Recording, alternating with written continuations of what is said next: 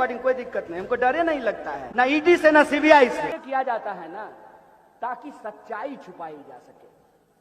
400 का प्रचार इसलिए किया जा रहा है ताकि सच्चाई छुपाई जा सके, और सच्चाई इस देश की जो 10 साल में इन्होंने पैदा की है वो खतरनाक है, वो चिंताजनक है। सच्चाई ये है कि इस देश में हर एक घंटा, और पूरी जिम्मेवारी से बोल रहा हूं सिपाही जी, नोट कीजिएगा, चुनाव को भेज दीजिएगा, हर एक घंटा, नहीं कीजिए रिकॉर्डिंग, कोई दिक्कत नहीं, हमको डरे नहीं लगता है, ना गृह मंत्री से, ना प्रधानमंत्री से, ना ईडी से, ना सीबीआई से, ना जेल जाने से। रिकॉर्ड कीजिए और भेज दीजिएगा।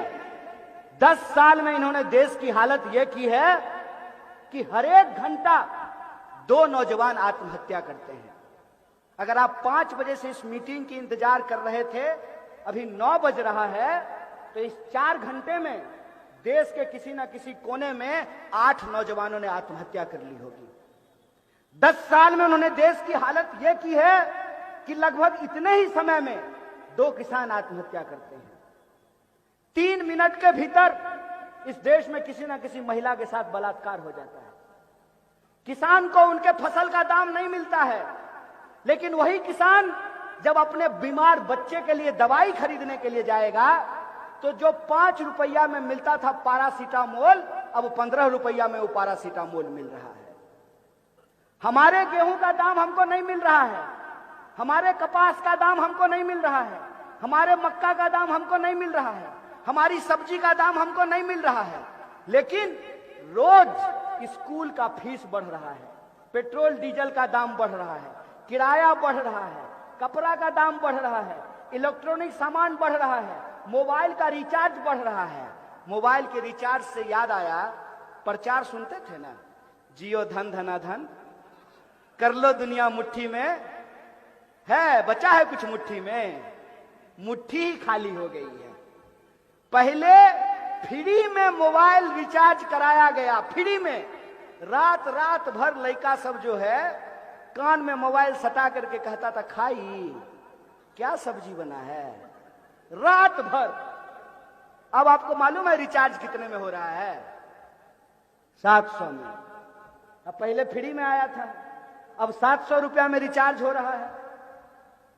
तो आप ये देखिए कि हम जो चीज पैदा करते हैं उसका दाम हमको नहीं मिल रहा है, लेकिन जो इस देश के कुछ धन पशु हैं वो जिन सामान को पैदा करते हैं उसका दाम रोज बढ़ रहा है।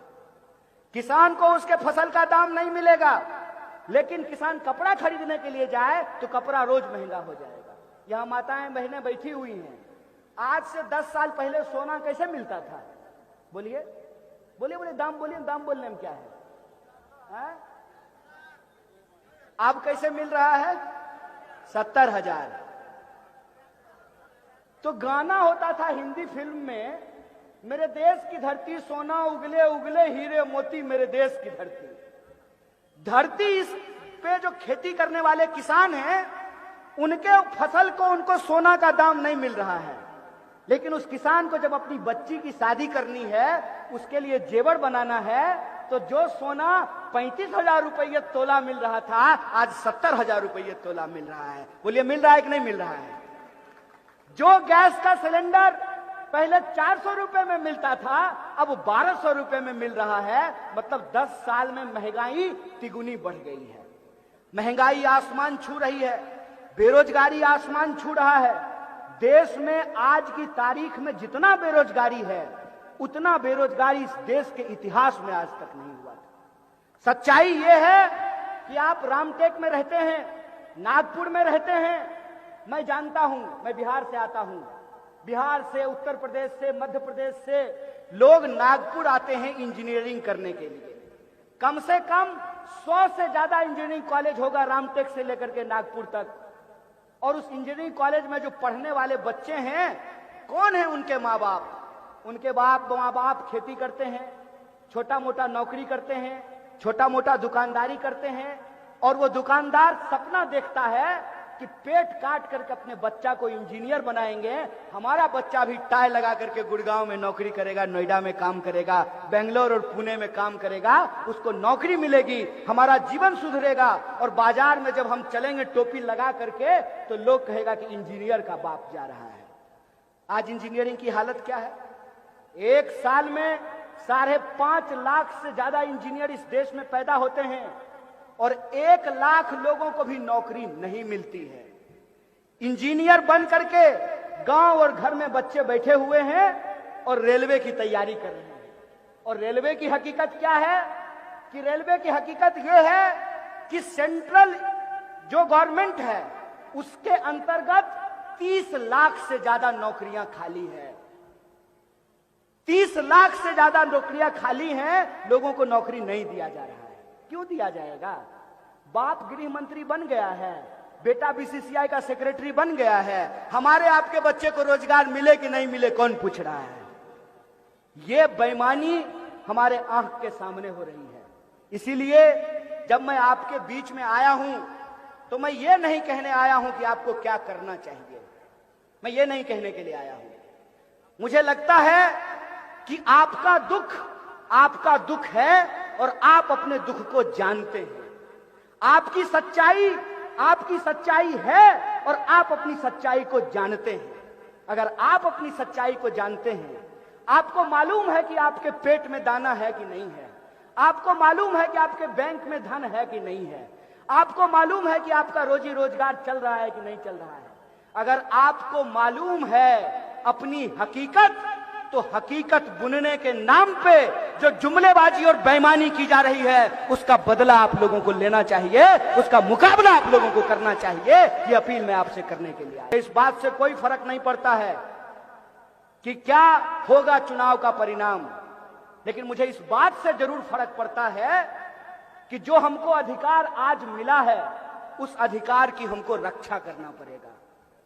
कहां से इनको इतना अहंकार आया है कि चुनाव होने से पहले ये देश को दावा कर रहे हैं कि हम तो चुनाव जीत गए हैं। इस अहंकार का बदला इस देश की जनता को इनसे लेना पड़ेगा। इस देश की जनता को यह सोचना पड़ेगा कि एक तरफ दावा भरा जा रहा है, झूठ का दावा भरा जा रहा है। क्या दावा किया जा रहा है? दावा किया जा रहा है कि हमारी देश की अर्थव्यवस्था 5 ट्रिलियन की हो गई। बजाइए ताली। देश की इकोनॉमी अगर 5 ट्रिलियन की हो गई तो यह तो खुशी की बात है, इसमें दुख की कोई बात तो है नहीं।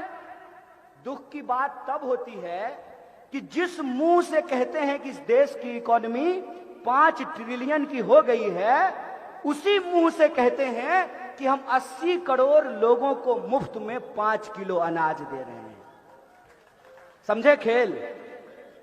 खेल समझे कि अगर 5 ट्रिलियन की इकोनॉमी बन गई है तो वो 80 करोड़ लोग कौन है जो 5 किलो अनाज लेने के लिए मुफ्त में लाइन में लगे हुए हैं?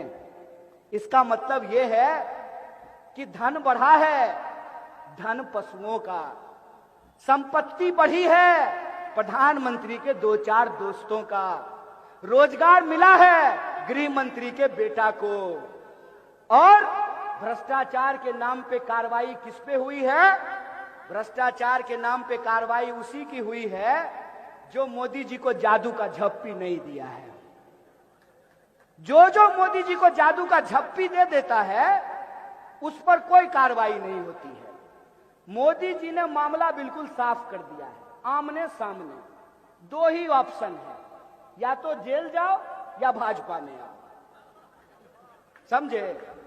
तो परवेज साहब जो हैं वो अगर भाजपा में गए हैं ना तो इसलिए गए हैं कि उम्मीद लगाए बैठे हैं कि कहीं जनता 400 के झांसे में आ जाए, रामटेक की जनता को अगर एक बार और ठग लिया जाए तो जेल जाने की बजाय पार्लियामेंट पहुंच जाएंगे।